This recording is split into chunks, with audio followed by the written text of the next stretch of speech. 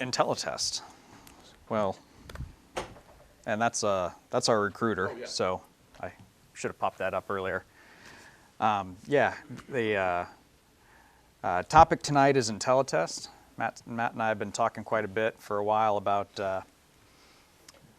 Microsoft Intellitest, actually about PECs and moles, and he's been trying to talk me into coming here and present for quite some time. I think that he finally decided on January so I could set the year off on the right tone, and that is that anybody, even me, can come up here and present on anything. So if you have any ideas, talk to Matt. But you've had 20 years to prepare. Yeah, I've had 20 years to prepare, right? Thank you. But with that being said, I've prepared about a 2.5-hour presentation, and I failed at trying to get it trimmed down. So I'm going to move really fast at the beginning part so that we can actually get to Intellitest. The focus of this was Intellitest, but as I started into it, I decided, you know what, I want to use Visual Studio 2017, and I want to use all the latest and greatest tooling to demonstrate Intellitest. And I kept getting sidetracked on all the really great things that are coming into play with the new version of Visual Studio and the new tooling that they brought along. And I thought that that was a really good thing to share with the group. There's so much that they're packing into this new release that I think everybody will make use of some part or another. So I'm going to fly through the Visual Studio basic part first. The focus on Visual Studio is clear. They are looking at increasing developer productivity. There's been, I mean, that's the whole point of Visual Studio, is to make us more productive as developers. You know, you look at any of the other competing IDEs, and they're great tools out there, but Visual Studio puts everything right at your fingertips and tries to integrate it all so that we can, you know, get to the goal much faster. And they've really done this from beginning to end with 2017. The new installer is much more efficient. They're bringing in a lot more tools, and they make it a much simpler maintenance process to bring in these tools into your IDE. Everything is faster, from the startup time to the efficiency of your code to the refactoring tools. They're clearly trying to compete with ReSharper and get that out of the mix, because they brought in most of the features from ReSharper right into Visual Studio 2017 native. So I'm going to show some of that. Whoops, I forgot. And then debugging improvements. They've really helped out with that as well. The installer, just to be really quick about this, they've brought a whole new look and feel to it. You can manage multiple editions. You can, you know, modify, launch, repair all from your installer, which I think is kind of silly, but the workload selection is completely redone. You don't have that list, that tree list of checkboxes to pick from anymore. This is clearly a pluggable UI where they're going to bring in new tools, and this is about maybe, I don't know, maybe 60% of the options that they have on here. But you might notice on here, they've got Unity down there in the bottom, and they got Xamarin, and they got Docker and .NET Core all right there, and you can selectively pick these workloads so that you can keep your IDE nice and tuned. You aren't loading everything all the time. If you need special versions of some of the tooling, like a specific Android SDK, then you can come into their individual components and select those on and off as you need as well. And it's a much better install process. It gets your install going very quickly.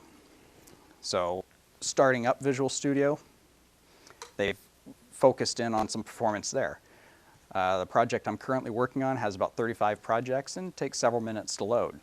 In 2017, you can turn on lightweight solution load, and it will almost immediately let you start editing code. It turns off a lot of the features like your designers, unit testing, things of that nature, until all the solutions load, but until all the projects load, but they're all loading in the background, and you get the solution and basic editing right away. And then they also brought in the ability to tune your extensions, so you can say, don't load these at startup. It'll still dynamically load the extensions and various tool windows as you use them, but it's not slowing down your startup process. This one I thought was kind of funny. The error list, I don't know if you can, is that big enough to read? On my demo project, the error list brought 8 seconds into my startup time. That's ridiculous. So I said, don't.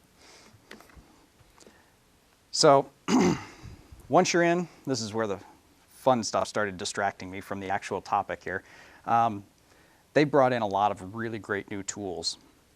And live architecture dependency validation is one of these. There's a lot of different ways to manage dependencies, and the need for dependency management is pretty high. If you don't have good dependency management in your solution, then you end up with a lot of unnecessary code complexity, a lot of very tightly connected, coupled modules and components. It increases your maintenance costs and obviously hides significant architectural problems. So your ability to adapt in the future becomes severely hindered. So there's a lot of ways to manage that. Project I'm on right now uses a lot of assemblies and uses FXCOP rules. Well, if anybody's used FXCOP, you know how easy it is to hit Alt-Enter and suppress that warning, suppress that error globally. So it becomes really quick where those rules get, you know, accidentally or maliciously hidden away so that you can get done what you need to get done. Not a good thing. And when you have a lot of assemblies, what used to be spaghetti code now becomes a mess of dependency management in cross-assembly references. So we had some problems earlier trying to get these switching back and forth. So let me see if I can get this to work well.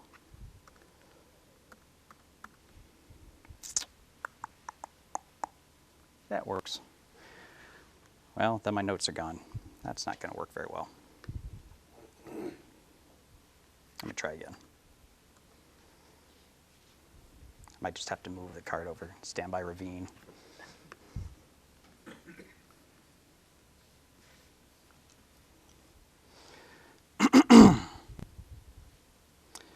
So this live dependency, live architecture dependency validation, yeah, that's not going to work. Let me see if I can move this a little bit. That'll work.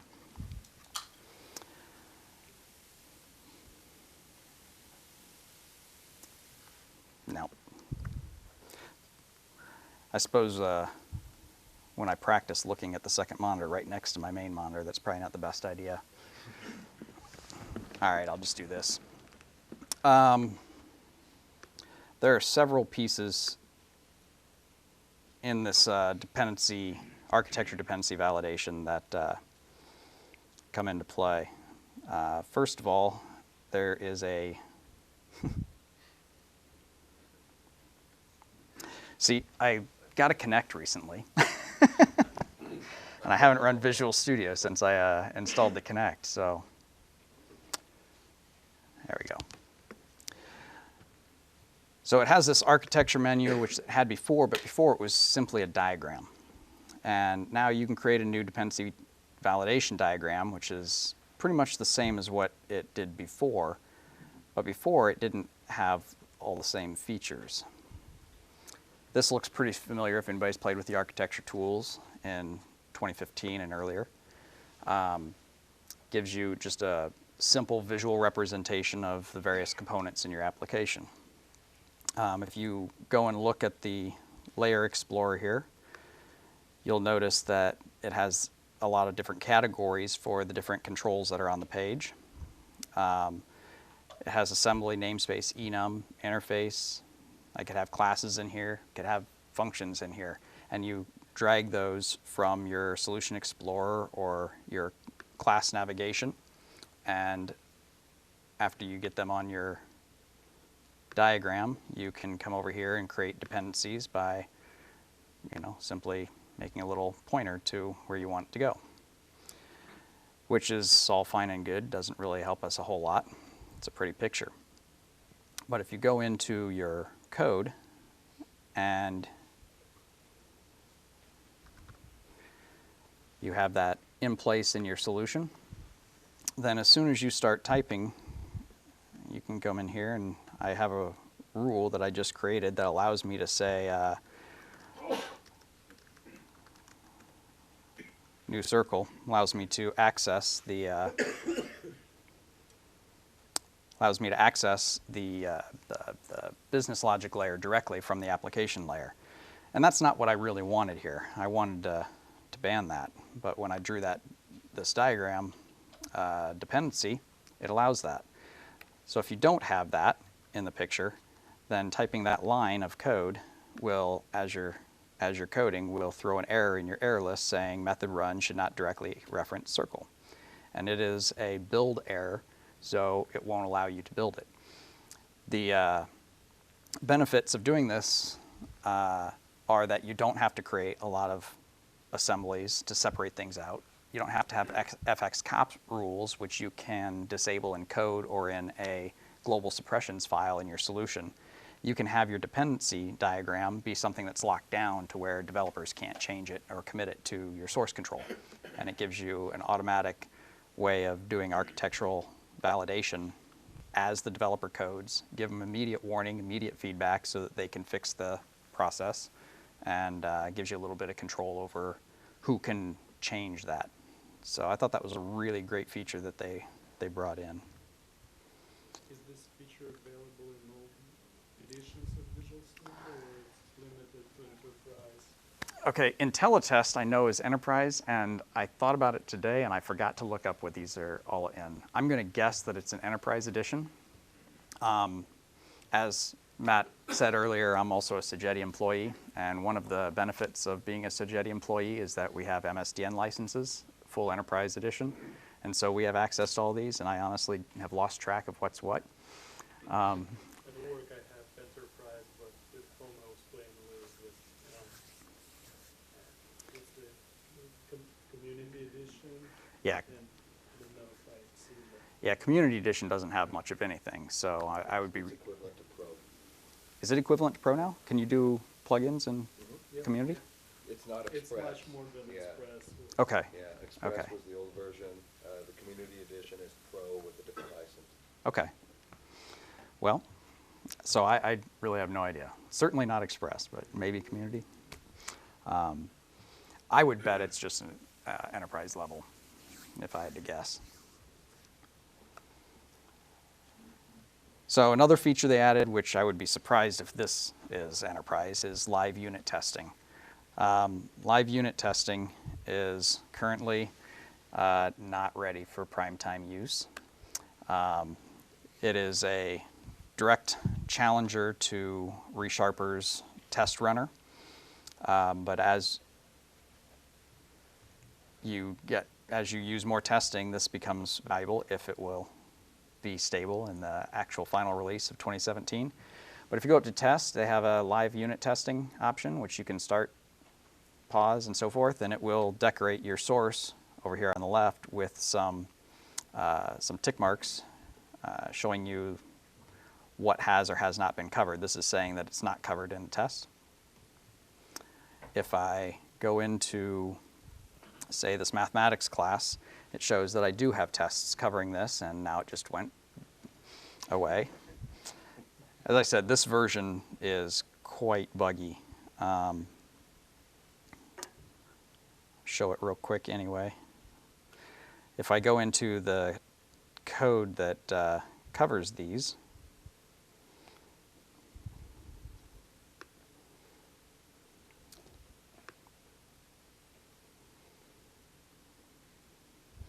the tests also show checkboxes, and as you change the test, it puts a little clock on there, it recompiles using Roslyn behind the scenes and reruns the tests, and it's supposed to be showing a green check mark there saying that it just reran them.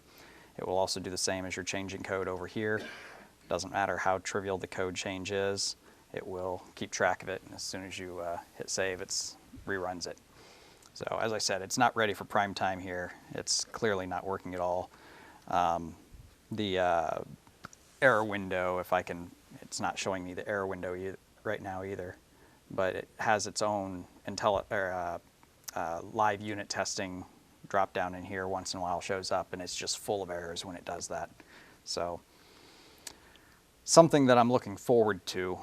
It's much faster than the ReSharper product, which I thought was pretty impressive. Debugging improvements on that same vein, if we're looking at testing.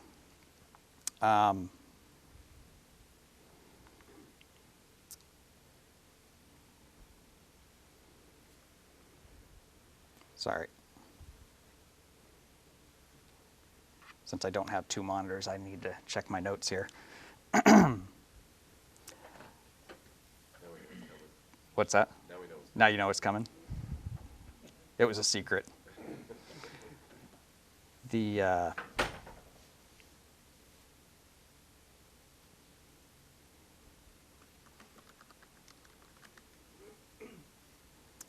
it's really a challenge.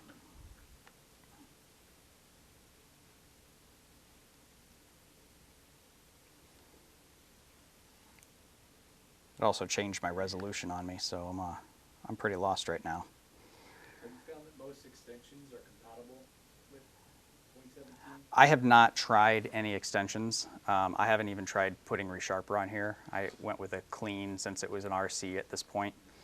I would imagine that it would be okay, but being as many changes as they've added in here, it wouldn't surprise me if ReSharper has problems. Or I know that up under Tools, the extensions and updates that are in there, the full list is available.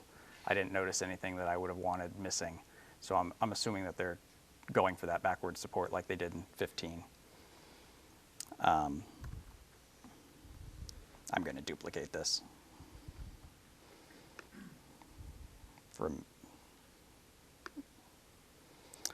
I have to apologize here.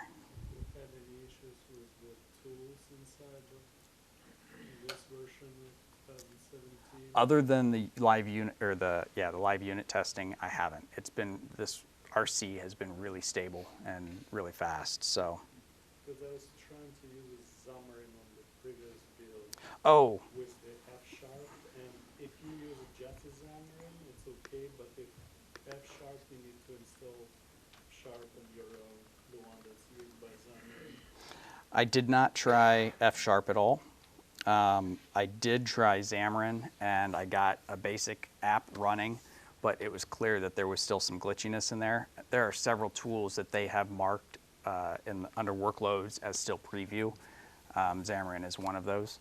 So it's supposed to be in the full release, but it's not quite there yet. The F# development was really broad at that time when I was trying. There are some other features that I'll show later that are still a little bit not supported. So this debugging enhancements, the biggest debugging, there's a little debugging enhancement in that you can now very quickly run to cursor. They have this little cursor highlight on here. So as you're at a breakpoint in your code, you can very quickly run to a cursor. But the thing that I found most exciting about their debugging enhancements is their exception handling. It has the exact same exception settings as in 2015 and earlier, with the exception of you are now able to edit conditions on when it breaks. So they don't have much here right now. They're drop down, so I'm assuming they're going to add quite a bit of functionality to this as they move forward. But you can tell it to only break when that exception is thrown from specific modules. So if you're looking at trying to hone in on a particular exception that you see in your debug logging or something, you can come in here and flag that to run everywhere except for my application module. Have they added the support for the showing the source of the null-ref exceptions as well? Yes.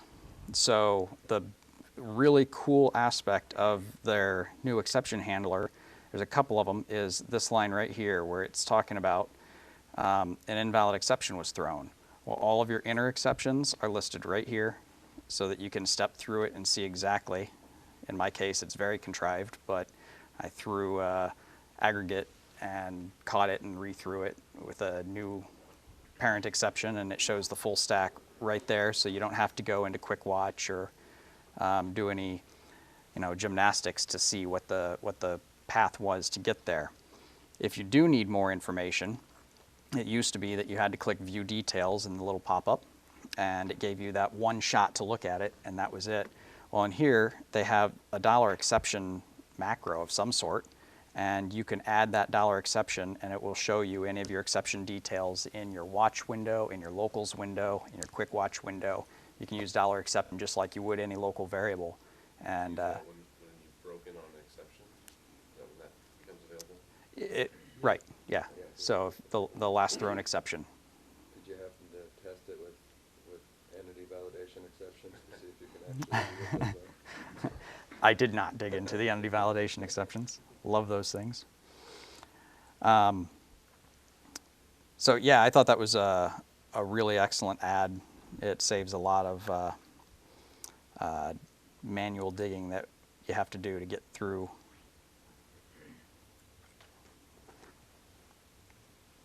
I'm glad you did this presentation. My code's so good I never see the exception in there.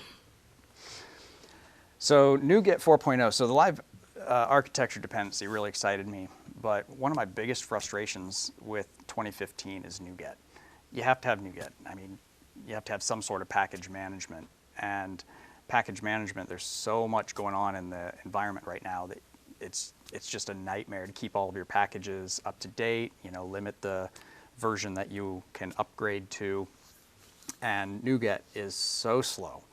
Nuget 4.0 has brought a lot of small features.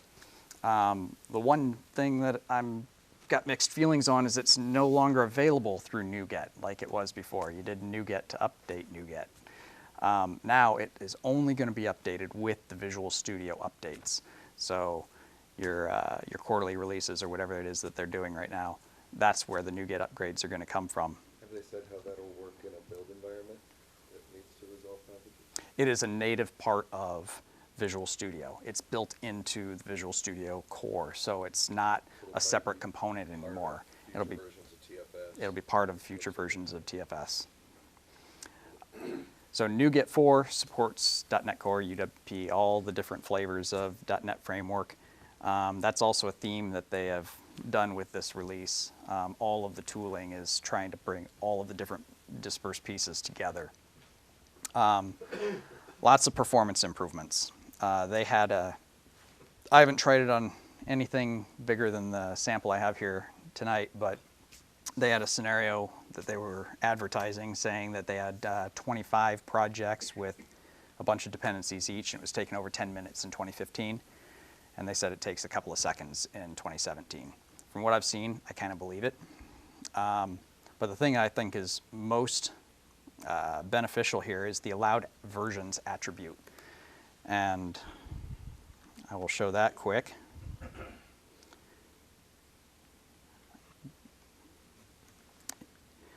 In 2015, if you go into your packages.config and you add your allowed versions attribute onto the XML in the packages.config, it really doesn't do a whole lot.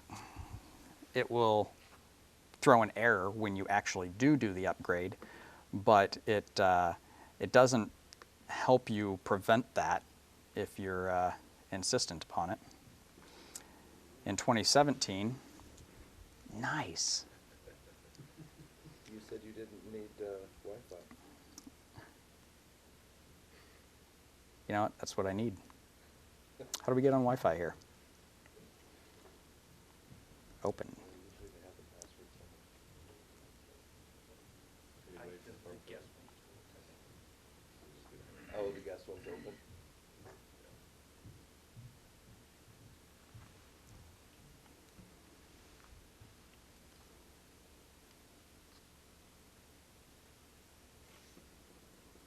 There we go.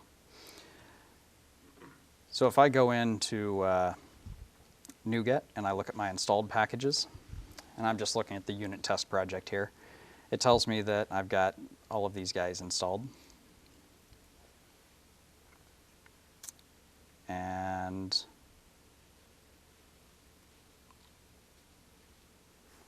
is not doing it correctly,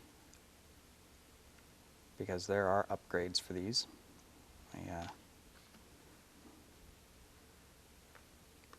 Try it again now that I'm on Wi-Fi.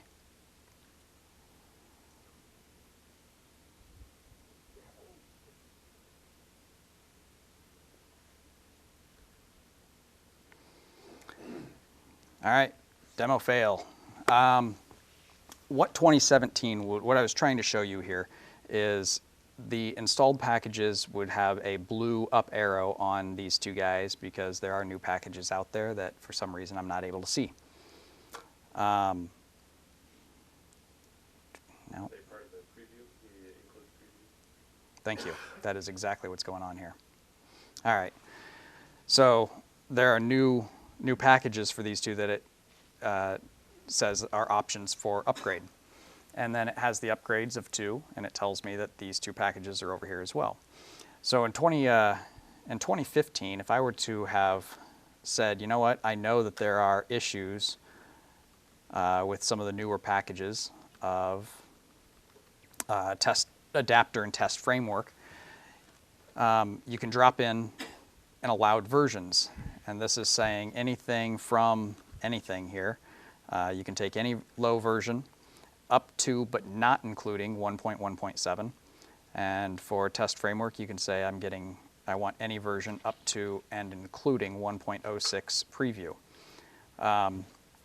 In 2015, if you were to do this, and you go to the Nuget panel, then the installed window will look exactly the same, and the update window will look exactly the same. But when you select it for update, it will let you update to, or it will let you try to update to anything you want. In 2017, they respect your allowed attributes, and it tells you that these are all blocked by package.config. So I can come in here and I can select, I want to do this one instead. I can select the most recent that allows me to upgrade to, the 1.06 preview, update the package, and let it do its thing. And at that point, even though there are still other versions that you could update to, it's smart enough to know that I've said I don't want to consider those anymore. And so it removes it from your update list. It keeps your list clean. It will also check your entire tree throughout the solution and make sure that, you know, anything that is dependent on a higher version is also blacklisted. So you can manage your dependencies a lot more robustly in 2017. You can come over here and look at the installed packages, and you can still see in the drop down that there are packages available. It doesn't nag you about it though, like 2015 does. So this I think, with the speed improvements and the ability to strongly constrain what versions you want to pay attention to, I think this brings Nuget into a much more mature product. So, and those versions came out after I prepared the demo, so I'm going to make sure I go back to the old versions. Did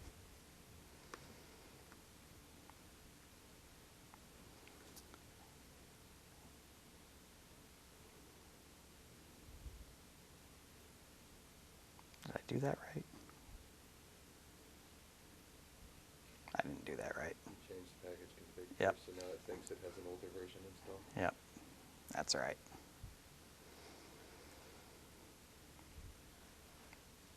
It's so easy standing in your basement. Does update fast. It is remarkable. I didn't do a lot with it, but it was a lot faster than 2015, so pretty impressive. You know, it still supports the command line. I have no idea. I didn't look into that. That was so MS Test 2. This is the exact opposite of Nuget 4. This used to be only released with new versions of Visual Studio, and now it's being released via Nuget. So they just switched places on them. This also supports all of the .NET Core, UWP, and so on. And there really aren't a lot of features in MS Test 2 other than consolidating the different frameworks. They brought the test category attribute and made it applicable to the class level and assembly. So if you're using test categories to switch on and off test runs in your build server, or just to organize your test explorer, you now don't have to have that redundant category on every single test method that you have. The biggest functional difference is the data-driven test support. And because I didn't have my notes, you saw a glimpse of this earlier. It used to be that if you wanted to test a large array of different tests based, just that are different only on the input parameters and your expectations, you had to write a chunk of code copying your test method over and over and over and over. Or you could have used a data adapter and had your data in Excel or something like this. It was very complicated to test a large set of scenarios quickly. In MS Test 2, they brought in the data test method and data row. And what it does is you write your test exactly the same way as you would before, except instead of having no arguments here, you have your arguments relate to the data rows that are decorating that method. So this will run multiple tests with these inputs, and you can have your expected result in there as well. And you can use those as variables in your test, and it works exactly like NUnit has since its inception. It really makes Visual Studio's MS Test a lot more mature and a lot more comparable with some of these others. It doesn't break it down in the left-hand side of the Test Explorer, but when you look at the output of the Test Explorer, it does break down each individual scenario over for you to look at with its own independent timing and so forth. So it's a really handy tool. It does bring breaking changes in. You can't simply drop MS Test 2 in place of MS Test 1. But the very small number of breaking changes would be easy to work through so long as your build server supports it, which it doesn't for us. So.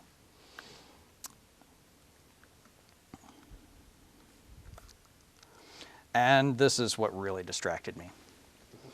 C#7 is supported out of the box with Visual Studio 17, and it brings a large number of enhancements that make the language more productive, in my opinion. This is just a small set of the things that I found really interesting to me. There were a few others that they are bringing in as well, but this is the stuff that I thought was most interesting. Your numeric literals, they now have binaries in addition to decimal and hex. Local functions. They have a multiple return value syntax. They have the beginnings of a pattern matching syntax, which is something they did not fully implement in 7. A lot of the features in this, they moved to 8, and I'll talk more about that in a second. And some things that they haven't quite decided whether it's going to be in 7 or 8 yet is record types, immutable classes, and non-nullable reference types.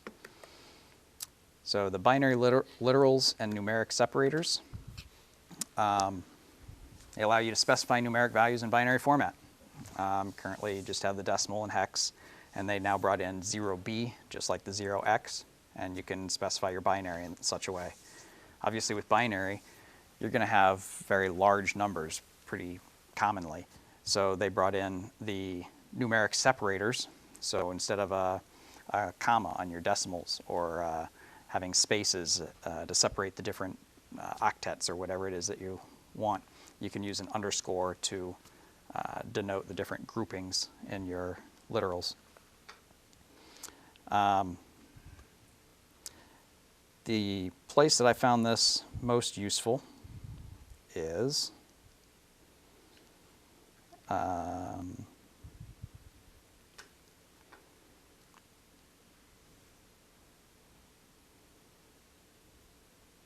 we go, is if you have a enumeration of flags, which I should probably zoom this in a little bit.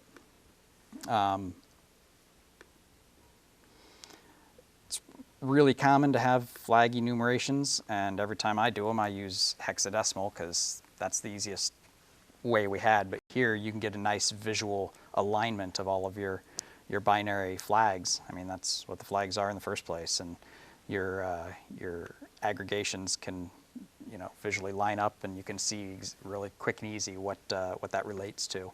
Whereas in hex, it's not always that clean.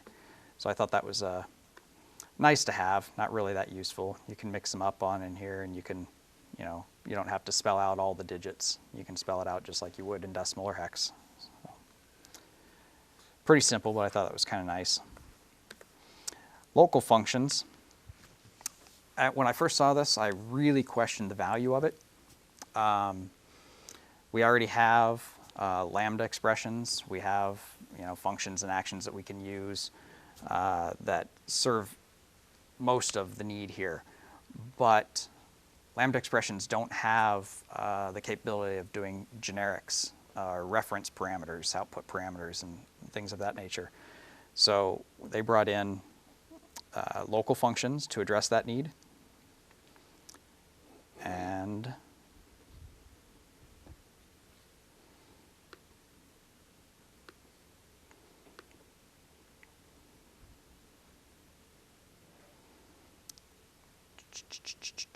so here we go. I wrote a little cosine function here, and cosine has a really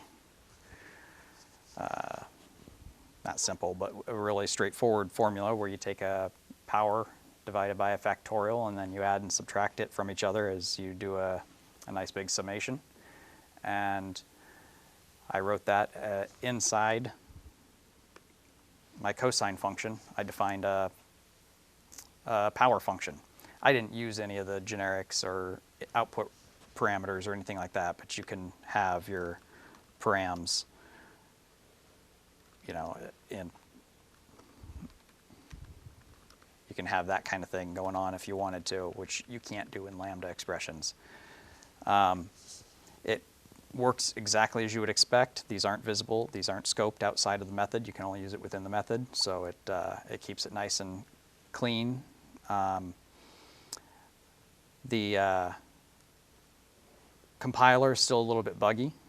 I was playing with this, and I had a helper method which called back out to the POW method, which called back out to the POW method, and that completely, it Stack Overflowed the compiler, and it gave me the nastiest error I've ever seen in Visual Studio. So hopefully they'll work that out before the RC goes final. But for the most part, this was really seamless, and it worked. Testing tools all worked fine in there. You could debug into them, set your breakpoints. Everything worked just as you would expect.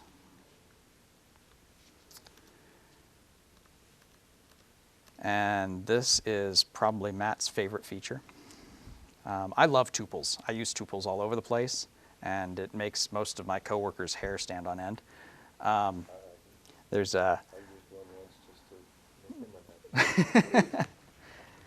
unhappy.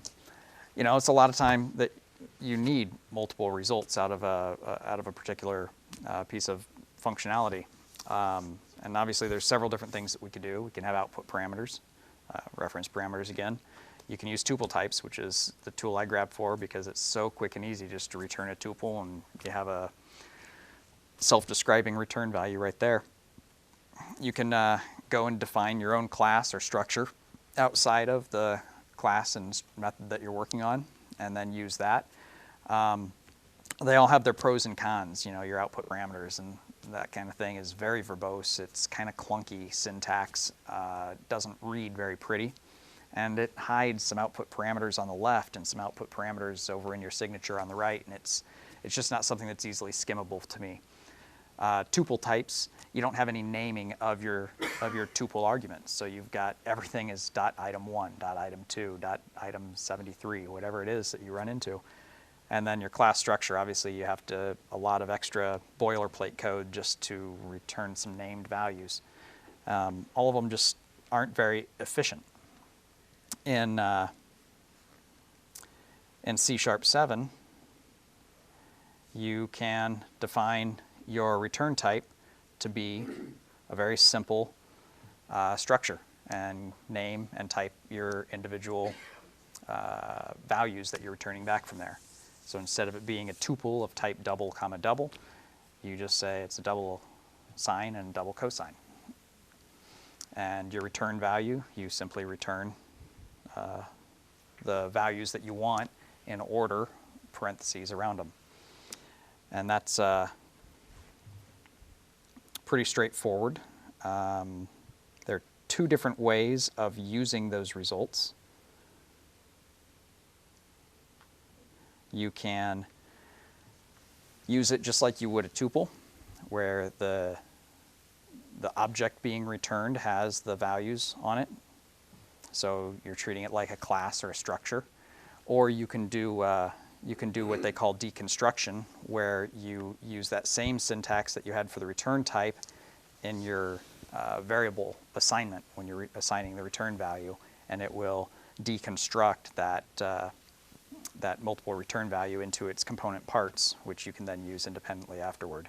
Both of those work just fine right now, and it's a lot simpler and quick to code than any of the other methods that are out there. What type is trig? What's the type? The return type on this, it shows the IntelliSense, a very small If IntelliSense. you hover over trig, then what does it say? The That's what I'm doing, right? Sorry, the variable. Oh, this same thing. So same thing, okay. Yep. And when you do your deconstruction, you don't have to specify all the properties, right, that were part of the return? Let's find out. I was thinking that if you just wanted 1 of 3 or 2 of 3, you could do that. I don't think that's the case, but I honestly have not dug into that.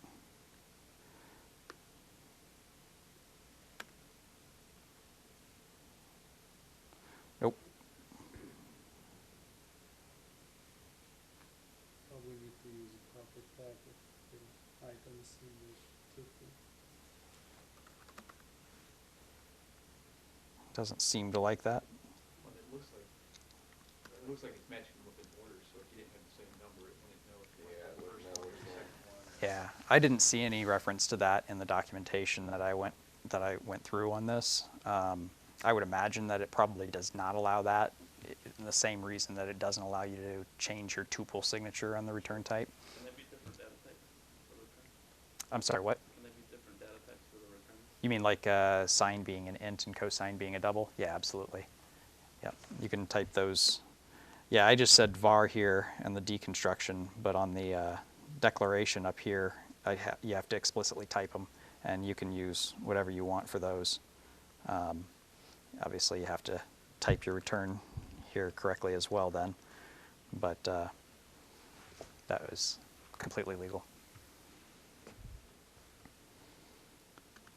So now I have to give up my tuples. Yay. Go refactor all my code.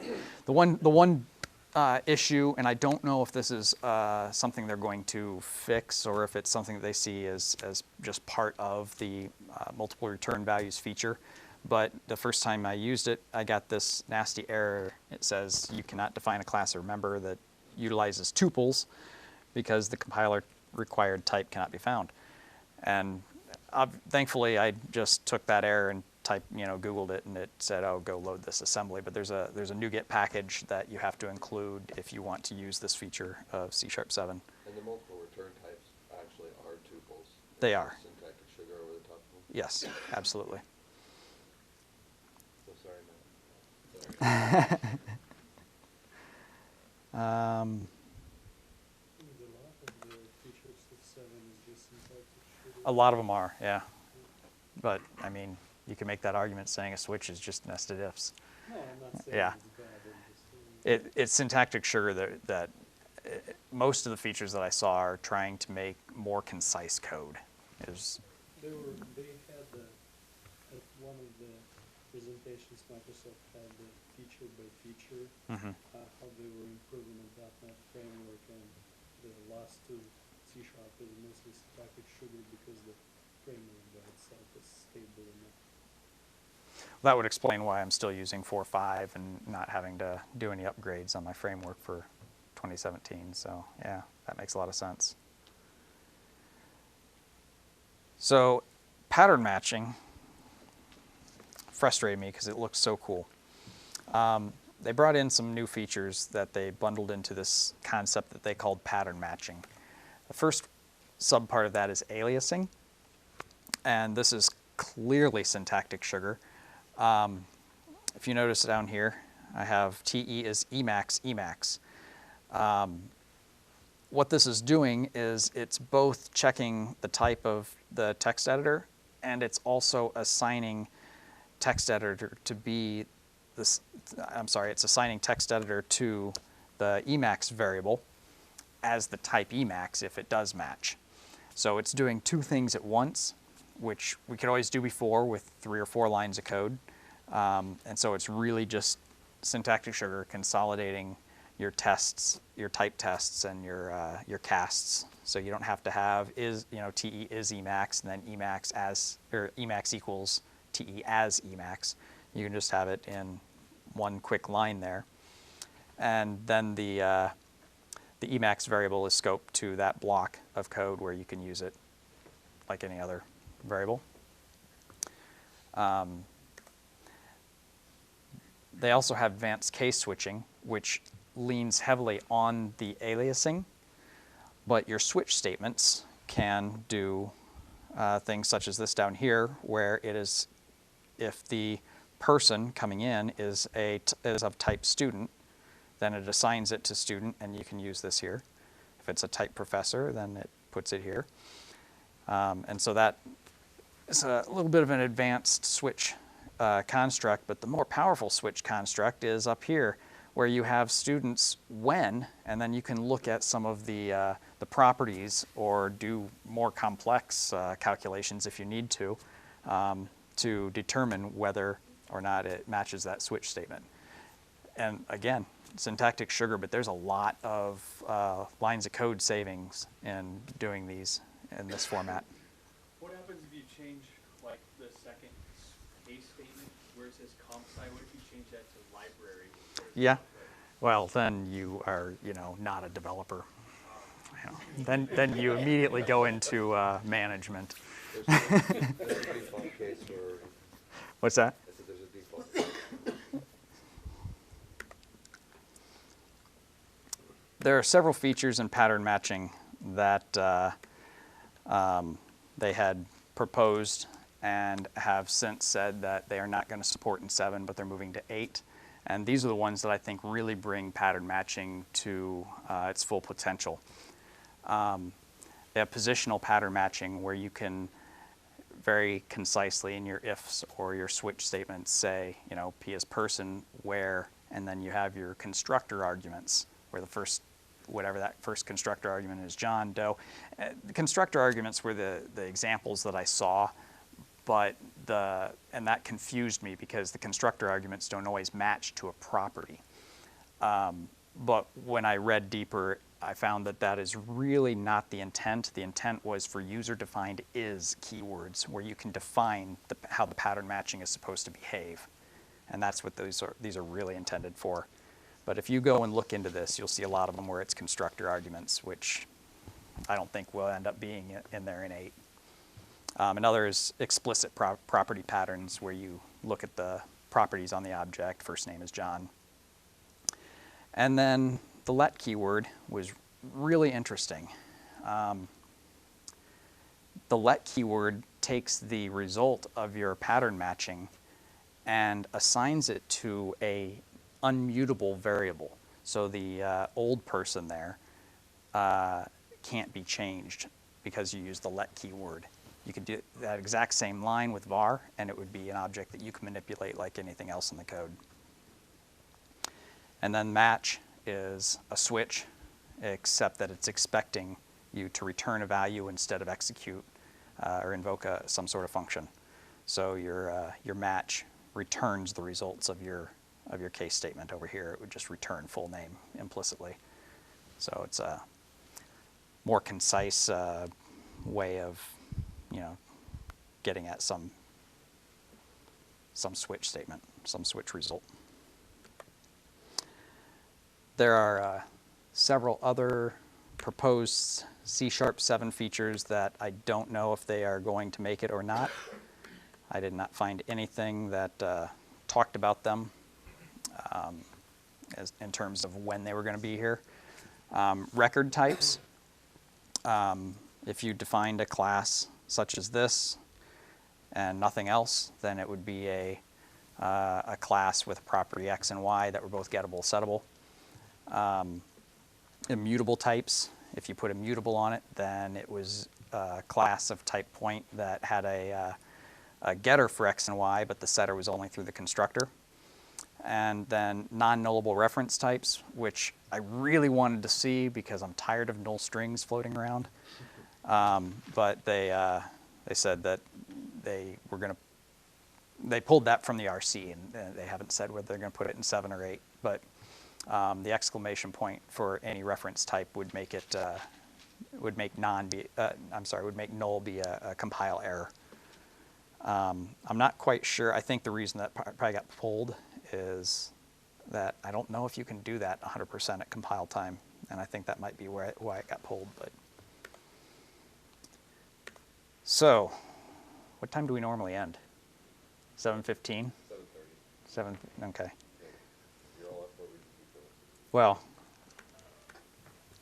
I knew I was long, but it's after 7, so I'll give an overview. This is definitely an enterprise edition feature. Intellitest is what they are calling an automated white box unit testing tool, or intelligent assistant, to help find bugs and reduce maintenance costs. What it does is it goes and it looks at your code and it analyzes as best it can the input parameters to try and maximize code coverage. And when I first started looking at it, it made me cringe a little bit because code coverage does not equate to good testing. And so I couldn't see how this was really going to help out. Brief history here. What got this whole presentation started was Matt and I talking about PEX and moles, which is a really interesting little project. But I didn't realize that PEX was actually called UnitMeister back in Visual Studio 2005. And it has been an ongoing research project at Microsoft for 12 years or more. So I thought that was pretty cool. But PEX and moles were around 2010. MS Fakes is the next generation of moles, which is still currently being used. But PEX took a little bit of a more convoluted path, became Code Digger, which I'd never heard of. Smart unit tests. He's a code digger. Smart unit tests, and then now it's been rebranded again as Intellitest. It is in Visual Studio 2015, which surprised me because I never saw it until now. It only supports C#, no 64-bit, and there's a whole lot of limitations on what it can analyze. It does not deal with concurrency or indeterminate code. So forget about testing your code that has random in it. It's not 100% up to date with all of the C#7 features, but it does okay. So I've got changes in here for some reason.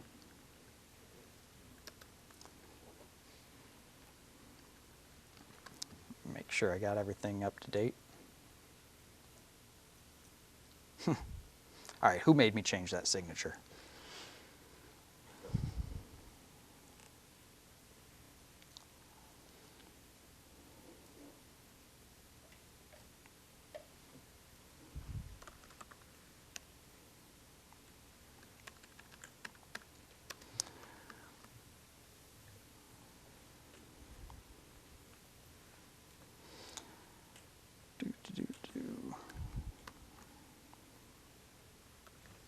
All right, so Intellitest tends to work, well, the only practical use of Intellitest is on functions that are more functionally written. They take parameters in and produce a result. They can work in a class context where you're dealing with state, but it's not near as good in that context. So I created this little function that takes in a bunch of lengths of sides of a triangle, and it will try and tell us if it's equilateral or isosceles or whatever. The code is not intended to be elegant. I was trying to stress out Intellitest. So if you go into a function such as this, and you right-click, you will find an Intellitest menu hidden away in the Enterprise Edition, and you can create or run Intellitest. If you create Intellitest, it will create a new project in your solution, and it will start building out unit tests within that project. When reading Microsoft's vision for Intellitest, their vision is that it will be, you'll create this set of tests and use it as you continue to work on the code. As I said, coverage does not equate testing, and so I still don't see the value in that vision, but there is a lot of other value in here. But because I'm taking a different approach or a different view on what Intellitest's strengths are, I start with the run Intellitest, and it goes through, compiles your code, and it starts to analyze the function that you were in. And it will produce pretty quickly a big chunk of different parameters that it thinks are meaningful.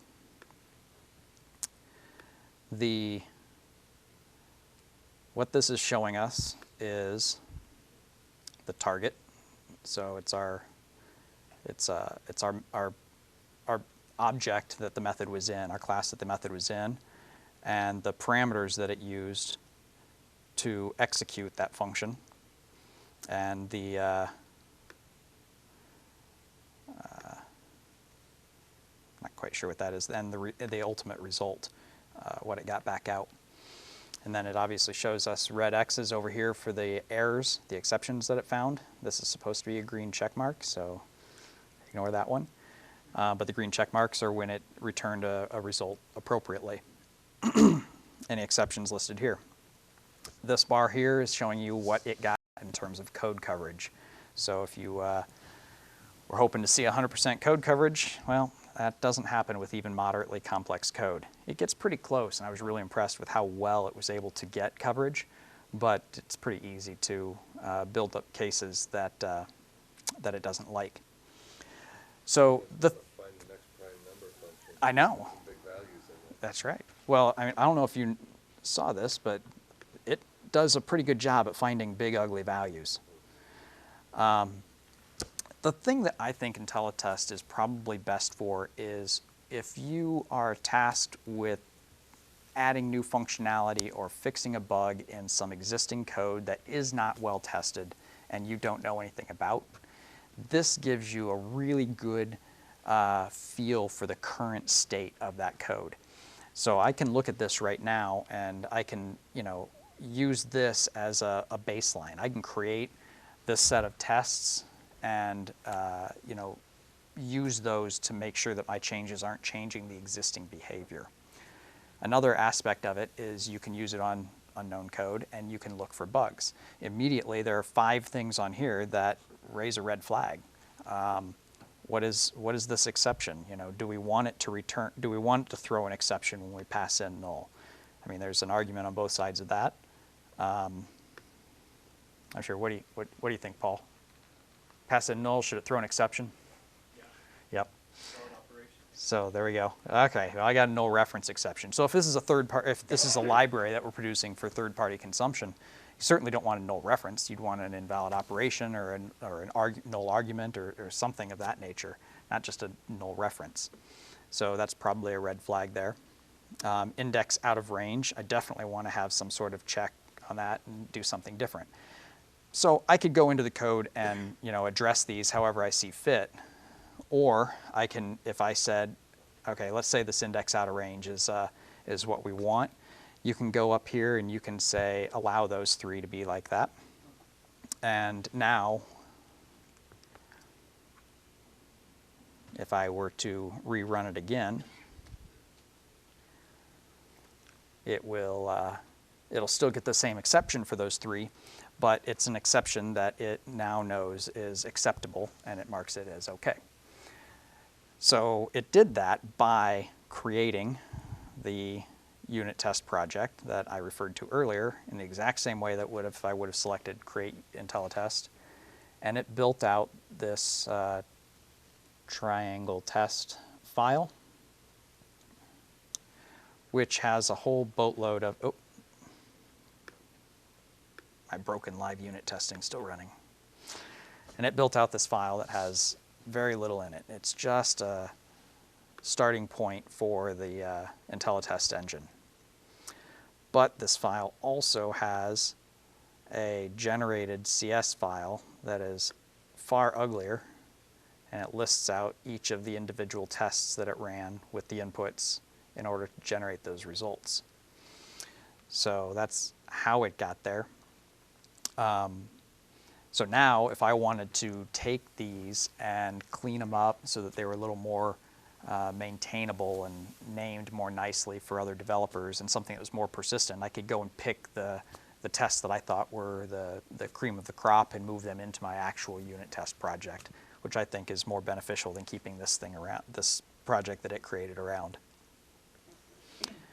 So with that being in here, we can go in and we can find this test down here where it has the divide by 0 exception. And we can run this just like any other unit test and hit debug on that. And it will come in and, well, my window madness, it will find right where that exception was being thrown. And it tells me that I have a divide by 0 exception. Now this was me trying very hard to create a divide by 0 exception, but that was not trivial to find. And what I ended up doing was I had intended on putting parentheses around these guys, and I did not. And so I got I1 divided by 0 unexpectedly.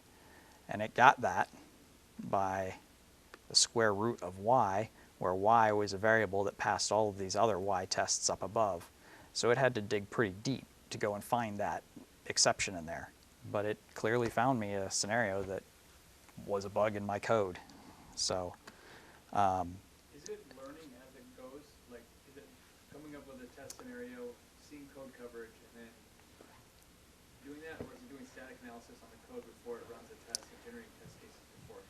it does both.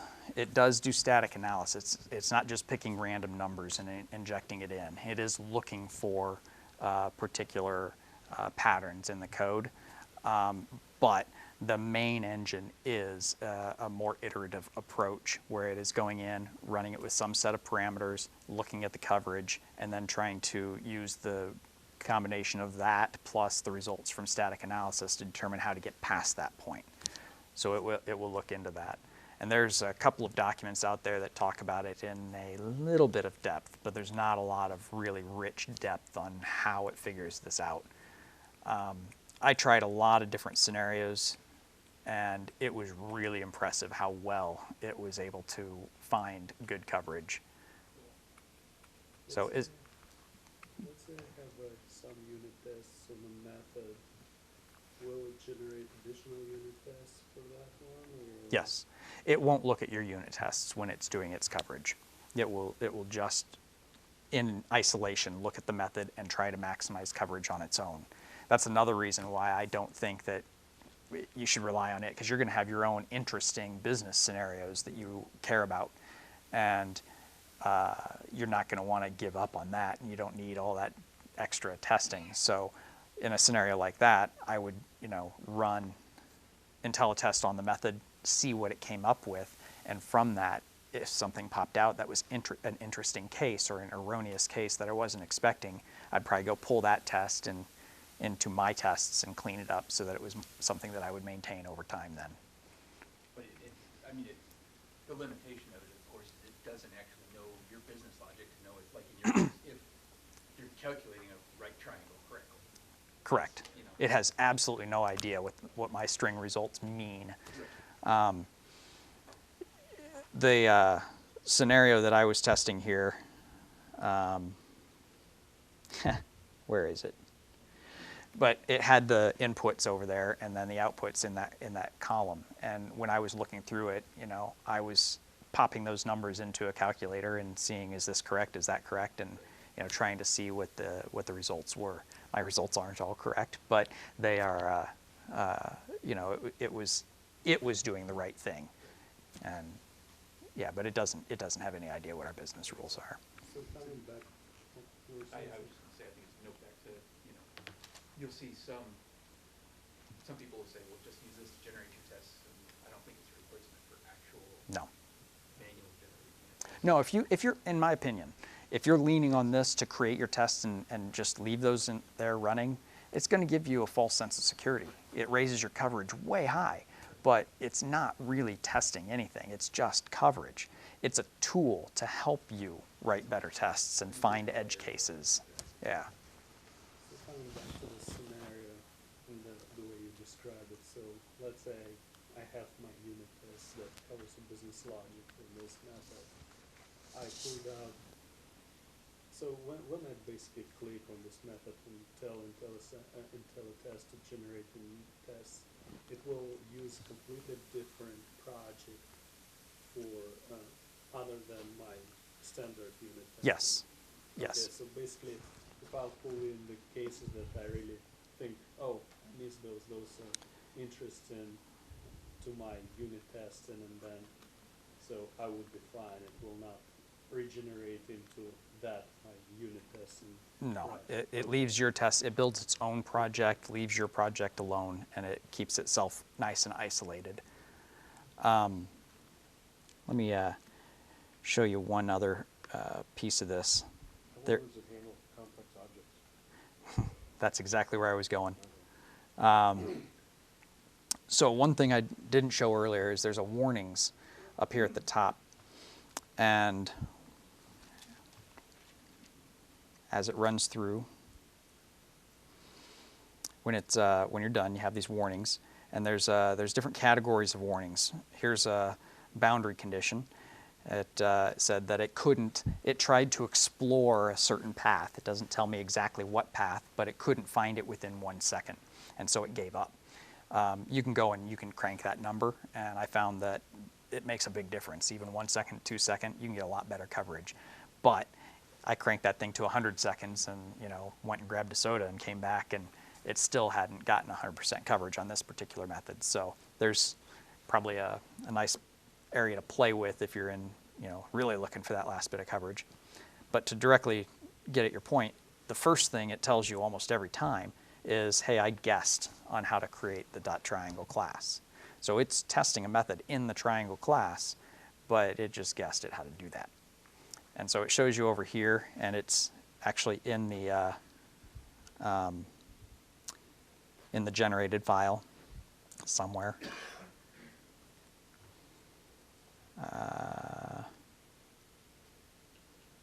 Or maybe it's in this parent file. Target. There's my target.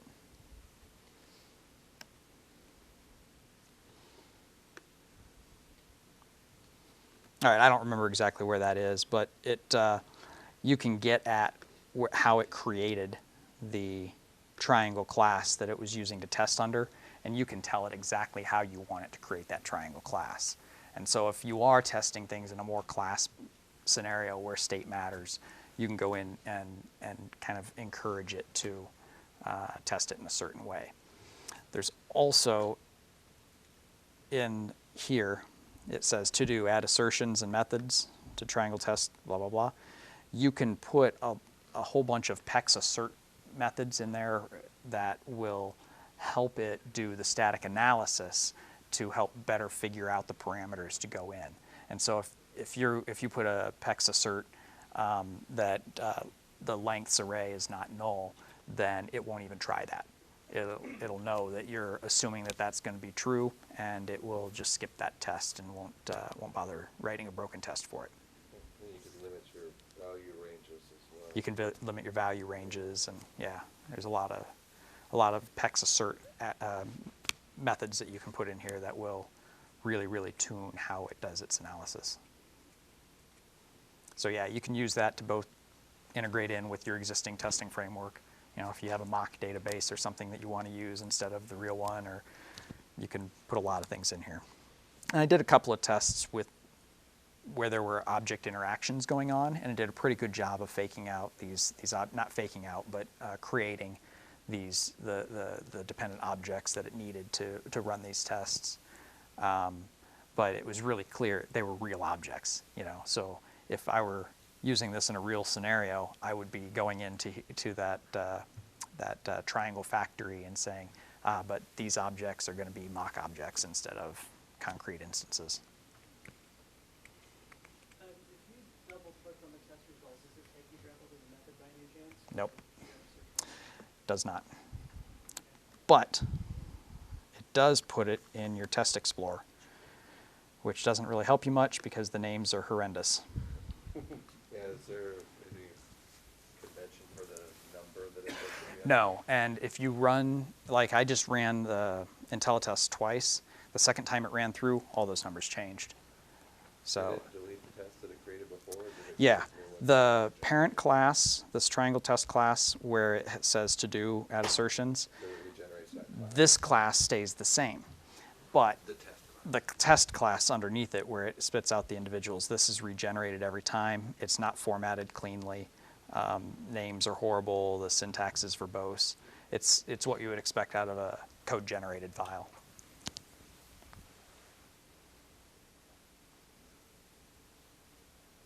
So I'm over time, it looks like, so I'm going to just stop here unless there are some other questions. Did you, I know I mentioned it earlier, did you look at the no reference exception stuff where it shows you the actual site of the exception? Did that make it into the C#7 stuff? In the debugging tools, there is a better stack trace. I actually meant to demo it, but it's in my notes in the sense the expansion wasn't working. I skipped it. I can't remember where that was. But there are quite a few other features that I didn't talk about. But there's definitely a lot of good debugging features in here.